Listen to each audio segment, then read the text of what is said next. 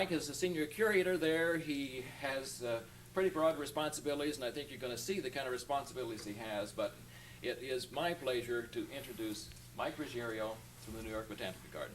Mike.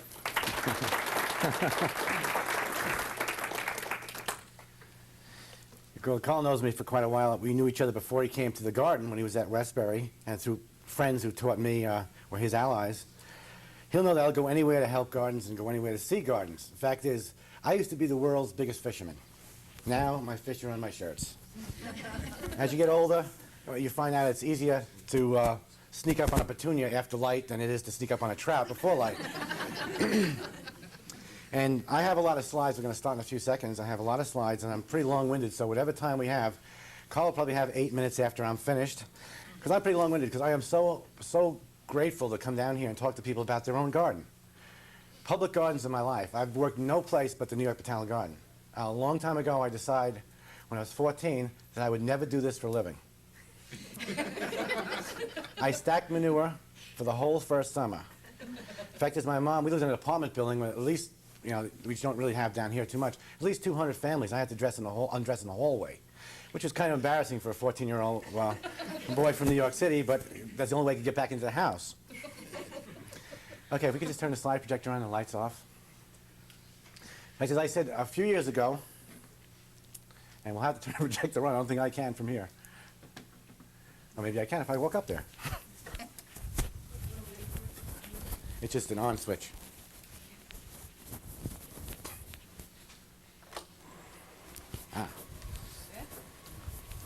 I will clean the rug later on also. A few years ago, I took my first trip to England, and I was really amazed, shocked, and totally awestruck at the way people drive on the wrong side of the road. I had seen so many slides of gardens that it didn't surprise me that the public gardens were like this. This is Savile Gardens outside of London, where you can see everything. And people went on their holidays to gardens. That was kind of interesting to me because everybody in England has a garden, because gardening is a religion, not a hobby. Everybody has a garden. Every park has a garden. Every backyard has a garden. So where they go on vacation? To gardens. And I was kind of amazed at that, because I figured, well, you'd be spending time in your own garden. No, but they all went to the public gardens like Savile to see what was new, to see combinations, to see things and what they really do. I mean, I was totally amazed at places like Powis Castle, where the hedge was older than our country. That Taxus hedge was 300 years old. I said, we weren't even here when that was started. No wonder this is so awe-inspiring. And the gardens are just fantastic. And people respected them. Tremendous borders of flowers, showing people combinations. And they change. Gardens never sit still. They're always developing. I think that if Carl knows that if I ever finished a perennial garden or one of those gardens at the New York Botanical Garden, I'd quit and go somewhere else and start again, because it isn't. It's always evolving. There are plants in our garden that have moved a half a mile and never left the garden. And the garden's not that big. Places like Hitcoat. And they're all different. I'm getting a red light on this battery. With different shapes and forms and color. And the English use color. They use shape. I always say to people, the biggest color in nature is green. The flowers are perhaps the bonus to the combinations of color. If you can have a garden that looks good without flowers, just think what would happen with flowers. I'll show some of them later on. And Sissinghurst. Sissinghurst were these little garden rooms where it's actually a very small garden. Yet they put these walls up in different rooms, so every time you walk through one, you see a whole other garden. This was the most miserable day I've ever saw. Fact is, I probably have a picture with my thumb in it, trying to keep the rain and the wind off me. And everybody was just, without umbrellas, walking around having a great time in the rain. The White Garden at Sissinghurst is just a little small garden, not as big as this room. And yet, the way it's done, it's so elegant, it's perfect. Actually, I don't have my thumb in any pictures, which is kind of amazing. I must. Now, in this country, most of these types of English gardens, or these mixed borders or perennial borders, are private gardens that nobody really sees. Unless you bought Fine Gardening the last month, you wouldn't have seen this garden, which is Sidney Edison's garden, who's a friend of mine. gardeners always make friends with other gardeners, just so you can sneak in and see their garden. This is a woman who's an English teacher who built this garden over 30 years, stone by stone, plant by plant, and recorded everything that happened to it, including all her friends who gave her plants, and, of course, the deer that ate half the garden. It's a wonderful garden, and it's just one of those gardens that should be open to the public, but it's not. You can get wonderful ideas from seeing these things. Here's a garden called Turkey Run. I think I can focus that better. Maybe not. Yeah. Which is a garden of the composer Stephen Sondheim, who has an American gardener working for him who let me sneak in and see this garden. And it's unfortunate because these are the gardens that show textures. There's very little flowering here, yet the garden looks spectacular. And that's the sign of a great garden. Typically English, using upright features and massive borders, long alleys, especially with little culprits like this bunny bun who eats all the phlox. I have a great collection of slides of things eating things, which is kind of nice. And Dr. Darrell Apps's garden in Pennsylvania, which, as you can see, only was open for the Daylily Society, and his grass got wasted. But wonderful combinations of textures and colors, using perennials and shrubs and background trees. It's just exquisite. Anybody would be proud of this garden. Color combinations. As you can see, only open during conventions. What a shame. That's why it's so important what's going to happen here. Maybe we can take a collection for Darrell. Yeah. Actually, that's gone now. He moved, and that's gone. He'll do it again. But what's going to happen here in the town square is going to affect more people in a month than that garden did in 20 years. And Lyndon Miller's garden in Connecticut, who's a famous designer of New York City of public spaces. And if you've ever seen any of her gardens, it looks just like her garden because she uses the same plants. There's just wonderful combinations. And of course, Wave Hill, which used to be a private estate and now is a city garden, run by a good friend of Carl mine, Marco Polo Stefano. I just love that name. I'm not sure he does, but it's a wonderful name. Where he'll have these monocot borders of grasses and cannas and caladiums and colocaceae and all these other plants, and pools. It's a wonderful little garden, but basically it gives people ideas. That's the key. And it's open to the public.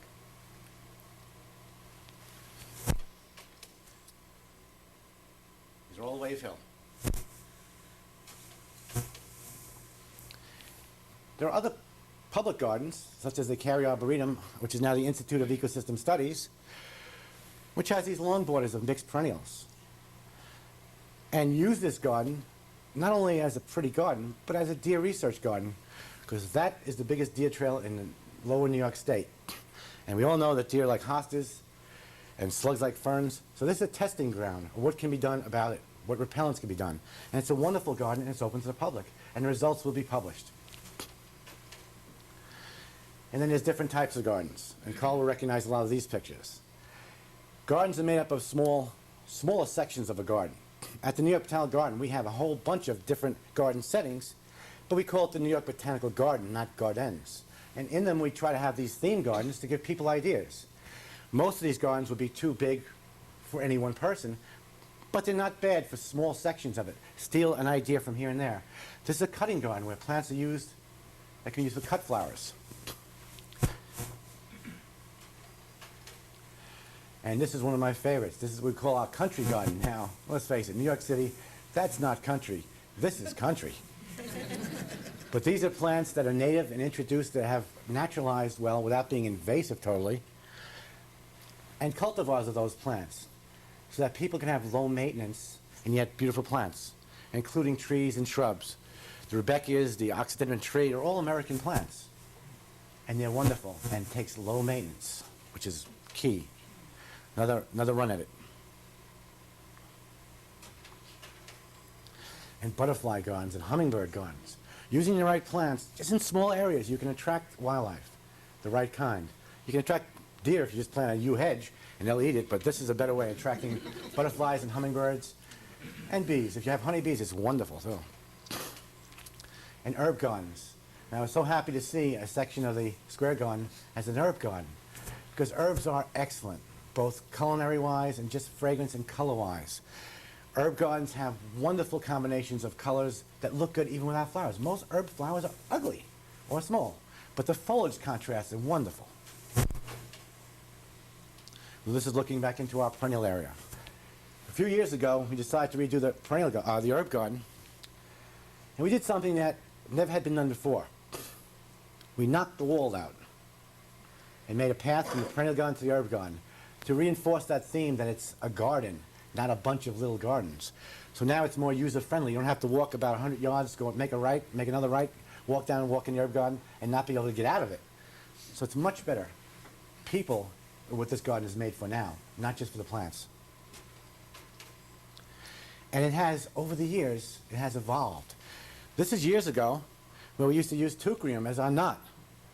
Teucrium in the Bronx has to be replaced about every second year. I don't like to do that. And I don't like people to do that, so we use boxwood, which doesn't need to be replaced. It can be clipped, look just as good, and yet be lower maintenance. So plants and gardeners evolve and learn from their mistakes. I always tell people I've probably killed more plants. Well, I can guarantee you, if Carl stays out of the picture, that I've killed more plants than everybody in this room. And we talked about this last night. But never the same way twice. That's the difference between ignorance and arrogance. You learn from your mistakes. If you never try anything, you'll never learn. And if you can always come up with new ideas and steal some real good old ideas from other people. Looking now at a new structure, this is dedicated to Carl. This is the Totemeier iris beds. And this was only the second year after they were put in.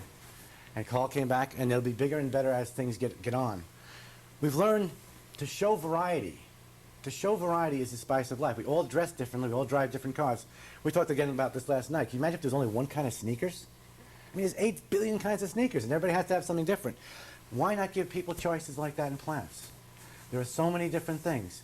There are over 16,000 named iris and 30,000 named daylilies. Isn't that mind-boggling? If you don't like hams, you get hams all over the place. That's part of my crew. The maintenance for this is for the education of these people who are the gardeners and the education of those people who are there. Show them, let them make a choice. If they can't find a color or a shape they like, they don't like iris. I mean, pinks like Beverly Sills and Victoria Falls, which is a wonderful lavender, blue, and my favorite, Mystiques. Everybody has a favorite. I hate brown iris. You get this brown iris there. The hardest thing for horticulturists, curators, gardeners to do in public spaces, the hardest thing they can do is forget their own prejudices. Because if brown iris, nobody ever liked them, there wouldn't be any. Nobody would have hybridized them. And new varieties and different color combinations like Edith Wolfert, which is great, because everybody likes something different, and the more you show, the better job you're doing. We do the same with peonies. Show people. That's what it's for, those people. And for me, I learned myself, but those people are the ones who are your bosses, the public. And peonies like Bev, showing what a peony can do and just teaching people, if you do A, B, and C, this is the results. There's no secret. These things have been done forever. Put the right plant in the right place, and you have success. I don't ever believe in a green thumb. People who have green thumbs just mistakenly or not knowingly do the right thing. Black thumb's a different story. Carl, you haven't seen this. This is our new Korean mum garden, but it's also a garden of 30 different kinds of ornamental grasses. These are perennial, single-flowering mums. To show people there's a choice. We also show the other kind of mums, but everybody shows that. So we want to show people what is different, what can be added on to. These flower till November 26th up in the Bronx. Do the same thing here. And they're wonderful pastel single, grown from seed. They're really pretty close to what we call a weed. Believe it, a weed. You know the definition of a weed? If you water it, feed it, and prune it, and take care of it, and it dies as a plant. If you stomp it, kill it, try to kill it, spray it, dig it out, and it comes back, it's a weed. Well, these things have seeded themselves in the path. But it's not just good enough to just show the mums, although that's quite a show in November. You can see the trees are dropping. But the ornamental grasses, it's another place to show people alternatives. And they are lovely, and they are different, and fragrant. I had to put all these in because Carl hasn't seen this. This is brand new. This is a year old. And of course, the rose garden. This is my, I think I got them backwards. This is my favorite picture of the rose garden. Not because the rose garden is in full flower, because the rose garden is crowded. When you have flowers, people should see them. People should see what's the best flowers for the area. Susan, this one's for you, Sun Sprite. And of course, Carefree Wonder, which is a wonderful, disease-resistant. I don't even protect that in the wintertime. It's wonderful. My kind of rose. If it didn't have thorns, it would be even more favorite of mine. Unfortunately, it does. And of course, shrubs like Henry Martin, which only flower once, unfortunately, and climbers like Illusion. All these disease-resistant. We're all a little tired of putting plants that have to be sprayed. We want to protect the environment, so we try to plant the best plants for the area that take the least amount of care as far as spraying, which makes it wonderful. This is the picture I thought I had in a row. What's wrong with this picture? It's beautiful. This is a lot better. These are all my bosses. Carl was at one time, but these people were his too. That's why public gardeners work. You work for people. The best thing somebody can say to you is, I like this, I don't like that, because you've given them a choice. The more you show, the better you do. And of course, hopefully it's pretty. We always say that if it's pretty, we're horticulturists. If it's ugly, we're educators.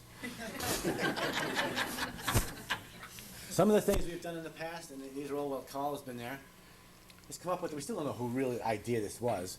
This is our daylily daffodil border. It shows 25 bulbs of 225 different daffodils. Now that may not sound like much, but it shows a lot of form. There's over 10,000 different daffodils. The problem is, people don't see that. And local nurseries give you the same 12 each year. Even mail-order catalogs maybe only have a dozen. They're available.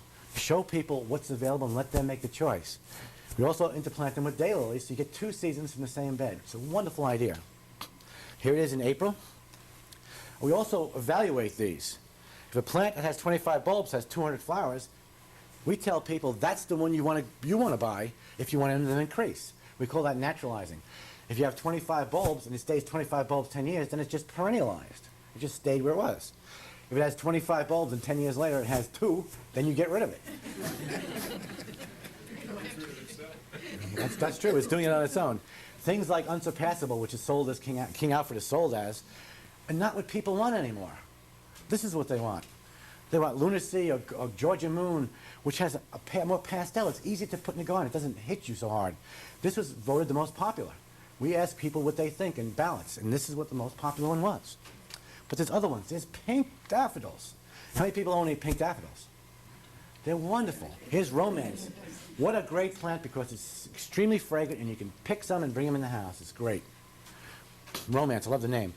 And Ice King, double ice follies. Very good naturalizer. And geranium, fragrant, better than paper whites, much better. And species, they're only 2 or 3 inches tall, like the true cyclamenias, for people who want to have a little rockery area or miniature garden, or don't have a lot of space. Excellent. And the strange split ones, or sometimes called butterfly, like love call. There's so many different kinds, it makes it interesting. And we're smart too, we learn from our own things. If one does well with 25, the next time you see it, there'll be 100.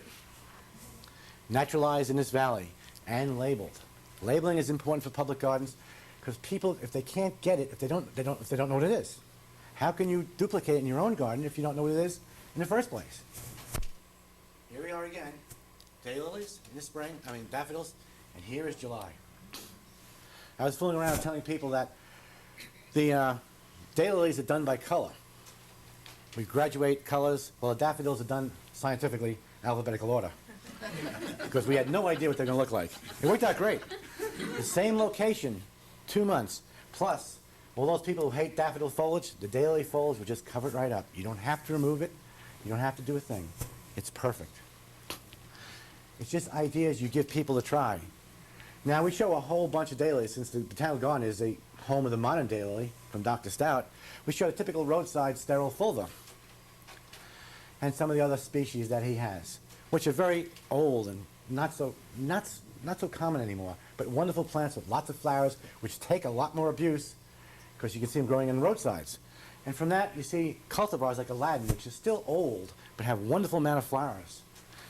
And where has it gone? It's gone to Theron, the first red, which Dr. Stout developed at the garden. Dr. Stout, like every other gardener, would be totally awestruck when he sees this, and from this, you get this. 30 years later. That's what public gardens show, the range of things. If you don't, there's 30,000 different daylilies. If you don't like one, then you don't like daylilies. The perfect perennial. And here's one from your own neighborhood. This is Siloam Ethel Smith from Mrs. Paulette Henry in Siloam Springs. She has so many award winners. It's amazing. I don't know if her garden's open to the public. I think it may be certain times. You should take that ride and go see her. Be careful, she might name one after you. But in any case, these iZone ones, they show you the variances and the color schemes and the sizes and the shapes. They're wonderful. Things like Enchantress with new different colors. These are brand new from this year. Fantastic. And Bill Norris, a 6.5-inch ruffled golden yellow. If you don't like one of them, then you don't like daylilies. And the newest thing are these naughty little edge types. This one's called Wedding Band, for good reason. And I think that's it. We have to change carousels. So let me just take a fast little walk. I'm glad I'm looking at my notes. At gardens, everything becomes part of a garden. I hate to call things perennial gardens. Even we have our garden is the Jane Watson Irwin perennial garden. I never say perennial garden because we use bulbs and vines and trees and shrubs and make it a garden. Everybody's garden is a combination of the plants that they like. And it's not only perennials. It'd be pretty boring in winter. You'd have a whole bunch of soil and nothing else. We use minor bulbs like snowdrops, which really herald the end of winter. And millions of bulbs of Pushkinia and Scilla and you name it, just planted randomly in lawns. This was a fun project last year. 1 million bulbs in 12 days with seven people. We had the squirrels happier than you can shake a stick at. And using these bulbs, show people the winter can end early with these bulbs. In the Bronx, they flower in early March and end of February. You know it's going to be over when that happens. And iris. All these are planted in the lawns. Then one of our most popular things is our library effect of annuals and tulips. 120 varieties, 100 of each, done by type, to show people what's available. And not only that, half these bulbs are not available in this country, but through the bulb growers who are just as interested, people come to the garden and buy any of these by filling out a piece of paper, and then next September, little you know, you get a box in the mail from Holland with these bulbs that you could not get. So it gives you a choice. It's not enough for a public garden just to have great bulbs if people can't get them. They should be available. Everything in a public garden should be available. And single earlies like Princess Irene, and I like this one, Holland's Glory, which is like 3 times the size and the height, to show the differences. And lily flowering, like West Point. And then there's also some strange ones, like the Vera Flora, the green tulips, like Spring Glory, Spring Green. And some of the new ones, variegated foliage, where you have foliage that looks good before they flower. And you can perennialize tulips also. We show these things in public gardens, show these things. It would be very pretty to do a whole public garden in one type of tulip. But in different beds, in different areas, if you put different tulips, you're giving people, again, a choice. And it looks just as good. I like combinations like this. And I learned combinations like this. Frankfurt and Lean Vandermark. I would love to mix these together. I did it at my own house this year. You learn from public gardens. I learned too. Again, spring, this is one of our most popular things because it gives people a choice. But then the same beds in summer with 120 different annuals. Not a lot of each, but enough to show the variances, to show as many. I'd like to show everything. And it's just not enough space, time, and people to do it. But the more you show, the better it is. And this same, well, didn't go anywhere. Different years, different combinations. And then in fall, the same bed. 3 areas, the same area from basically early May, end of April until November. And the only reason we take these out in November is to put the tulips back in. Otherwise, we'd be in trouble. Again, a library effect. And it doesn't have to be done all in one bed, but it can be done in different areas of the garden. If you show one thing, you're only doing, you're not doing people a service, because if they don't like that, you just turn everybody off. If you show 10 things, chances are you have 10 times better chance to have somebody like something. Again, spring, summer. This is my favorite new thing I learned. I always like to mix impatiens. And what happens is I have my crew take the plants, go to the mix, and they try to design with it, and end up with 16 pink ones on the end. So this year I got even. I took all the flowers off all the colors, mixed them in a big washing machine cardboard box, said, "Good, plant them." And that's the result. Where you get some colors, you get waves, and it's great, and none are left over. And you don't have 10 pinks on the end. Just take all the flowers off and have some fun.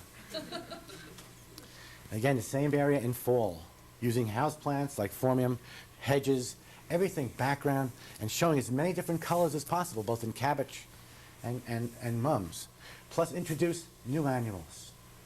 There are so many new annuals every year, either getting All-American selections or nurseries coming out. Somebody has to show them. Nurseries are not so willing, because if it doesn't work, they lose money. The public gardens are the people who do this, because even a mistake is education to people. You can have a small section of a bed and say, "These are new. We don't know what's going to happen here, but you and I will both learn." If it works out great, like this annual hibiscus, which grows 5-6 feet in one season, gives you great maroon leaves. It doesn't flower, and it's wonderful. Or houseplants like the Persian carpet, the strobianthes, which you can buy from a houseplant store. And you put it in the garden, and it goes crazy in one season, and it's beautiful. Or new verbenas like Imagination, which don't get white fly. My favorite. We are the white fly capital of the Eastern Seaboard in the Bronx. And brand new plants like Scaevola. Anybody ever see this? It's excellent. In baskets, in bedding, in pots, you name it. It flowers till deep frost, and if you make cuttings, you bring it in the house, you have to buy it again. Nurserymen are going to love that one. And the Pennisetum grasses. Out here, I'd be interested to see if this would make it through the winter, because you don't have deep frost. We don't make it. We dig them up and bring them in the greenhouse or in cold storage, and they do fantastic. But that combination, height and flower and color, is great. And of course, our entrance is a mixture of different colors each year. Here's our hot colored bed, and we use a little bit of everything. Lush. Different years, different colors. Annuals are important in any garden, because you don't really want to change the shrubs every year. That's very expensive, time-consuming, and it hurts. And you don't want to change all the trees because it takes a chainsaw and a lot of muscle. That's not fun gardening either. Bulbs, if you naturalize them, you don't want to move them either. But annuals, you can be a designer 3 times a year. You can have a lot of fun. They'll fill those gaps where things don't flower in the summertime. They'll give you color all year. You don't have to have a whole bed of annuals. In fact, I don't know why we don't have we've put some ornamental grass in there, so we don't have to replace them all. And of course, there's hostas. There's collected gardens like this, where there's one of everything. That's not my house, but it might as well be. Where I have about one of everything. And it can be boring. This is what botanical gardens do in certain areas. This is what they should do with the same kind of plants. Mix them. Use textures. Use the flowers here, the flowers of the astilbes. Use different kinds of hostas, all different kinds of plants, and weave them together in a garden. More people can do this. This is not hard to do. Or this. Only the astilbes are flowering, and yet the color and the forms of the leaves make it look good when they're not flowering. Let's face it, most perennials flower for a period of a couple of weeks. Well, the foliage will be there the whole season, unless you have deer. Thank God there's no deer in downtown yet. Combinations of color and form. These are all of the perennial garden. Tapering off, waves, not one of everything, masses, maybe one of a big blue hosta, that's all you'd need, and a few variegated, and a lot of something to weave. I'm not the world's greatest designer, but I know differences in texture. I just use things that are totally contrast, and it works. Leaf forms, only one thing flowering, and it's a very soft-looking garden, in shade. My first boss once told me shade gardeners are the best gardeners in the whole world. He said, because you don't have all those riotous colors you have in the sun. You don't have a lot of reds, you don't have a lot of purples, you don't have a lot of stuff. Shade gardens are soft, quiet, and deal with foliage. But shade gardeners, when they go into the sun, have to not forget that the sun plants still have foliage too. And you can make a better garden with the foliage and then knock people out with the flowers, so you get twice the shot. So these are all shade gardens with massive hostas. You only need one of this Myra. That's all you need is one. It's a giant. But then you put a lot of fall anemones and a lot of a different hosta and a bunch of astilbes. Specimen, wave down. That garden is perfectly flat. Flat as a pancake. The plants make you look like you're going up a hill because you use different sizes. These are all shade. Just great.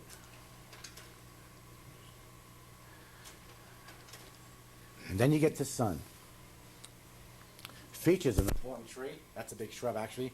That's a buddleia. That's an alternate leaf butterfly bush, or a fountain buddleia. And combinations of green and purples and whites. These are excellent. This is what makes the gardens. There's shrubs involved, too. Trees, shrubs, vines, variegated dogwoods, which bounce back and forth in bigger gardens so they relate to each other. It's okay to repeat, so it brings the garden together. A little close-up of the same thing. Every kind of plant between bulbs and trees and shrubs and vines, everything is in a garden. And the more things you do, the better it is. Heralding the entrance to a path, upright shrubs, evergreens, or purple berberis, barberry. Here's a breakthrough into the herb garden. It's a people-friendly garden. Public gardens should be people-friendly. They're for people. Combinations of colors, leaf shapes, ferns against hostas, asters with their ray flowers against no flowers. It's excellent. I'm just going to show some pictures. I don't have to talk anymore. I don't know how many more we have left. Again, combination of foliage, the Russian sage with the iris in front of it. Which the iris has flowered early in the spring, yet the sword-like leaves still look good against the upright other stuff. You don't have to plant a whole bed of iris like we did. You can do it by using 1, 2, 3. This thing is moving great on me. I was wondering how that was happening. I was saying, that's great, it keeps moving. I'm not doing that. And there it is. The Perovsky is behind it. It's just peeking through now. And here's that iris standing out by itself and then becomes a secondary player later on. We even let our Aquilegias, our columbines, just hybridize and sew themselves in. If you don't like it, you dig it up and you give it away. But where they put themselves is probably better than any place I could have ever put them. That's not hard, actually. And ornamental grasses for feature, for height, for boldness, and for winter interest. Ornamental grasses in winter are the latest craze because you don't cut them back until early spring. So in winter, when things have died back, you have the seed heads and this great big mass of foliage, which is excellent. And there's a lot of different kinds. You can see this is a little Miscanthus gracilis, a very fine one, and here it is again, repeated in different areas. And the berberis, repeated. And some of the purple trees, the smoke trees, repeated. And combinations of complementary colors and combinations of varied foliage.